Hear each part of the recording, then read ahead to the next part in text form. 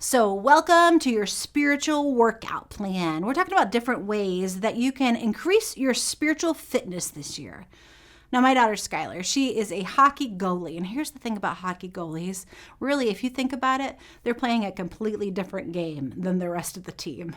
They're back there in the net and they're either working really hard because the game's not going in your favor, or they're doing nothing at all because the game is going in your favor. They're not skating back and forth like all the other players. They're not jumping off the ice and back onto the ice. They're still standing there their whole game in their huge different pads. They have a completely different outfit on than the entire rest of the team. Let's be honest though, even though they're kind of playing their own game back there in the net, they're a really important part of the team because they are the last line of defense. They are the last chance before the other team scores a goal. Now, friends, when it comes to a life of faith, it's important for people who are different than us to be part of our team. People who behave differently, who think differently, who believe different things, or have had different experiences when it comes to a life of faith. It's important that those people are on your team.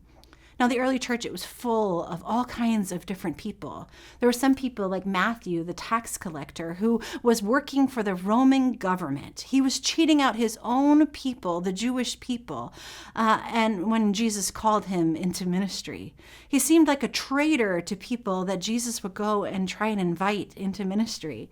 He was on the same team as Simon the Zealot. Simon the Zealot, who was doing whatever it took, including military training, to fight against the Romans, the same ones that Matthew was supporting.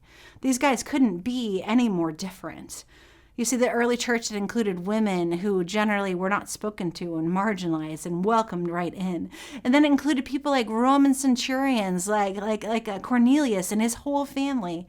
It included generous people like Priscilla and Aquila. It heard people that were Gentiles who were outside of the Jewish faith. This is what the earliest church looked like. It meant that they had these great big different experiences growing up. They even had different languages sometimes growing up. But this is how the Bible describes them early in the book of Acts. It says the whole congregation of believers was united as one. They had one heart. They didn't claim ownership of their possessions. No one said, "This is mine and you can't have it." They shared everything so that they could give a powerful witness to the resurrection of Jesus. And God's grace was upon them. So one of the struggles, I think, with a modern Christian life, if we're really honest, to growing in our faith is that we tend to surround ourselves in a vacuum. We cancel people out in our culture that believe different things from us. On top of that, we have algorithms that'll just help us repropagate the things that we only believe in or we're interested in. We're not actually opening ourselves up to people with different perspectives, which is the way that Jesus called his followers on the first place. You see, we need the offense, we need the defense, and we need the weird goalie in the back. We need all the different voices in our lives in order to help us grow in our faith. So here's my encouragement for you. Find your team, but choose people that are going to challenge you, that are going to play a different role, people that will interpret scripture different than you, people that might have different thoughts about God from you, and then experience what God might do to surprise you. So let's increase our spiritual fitness this year.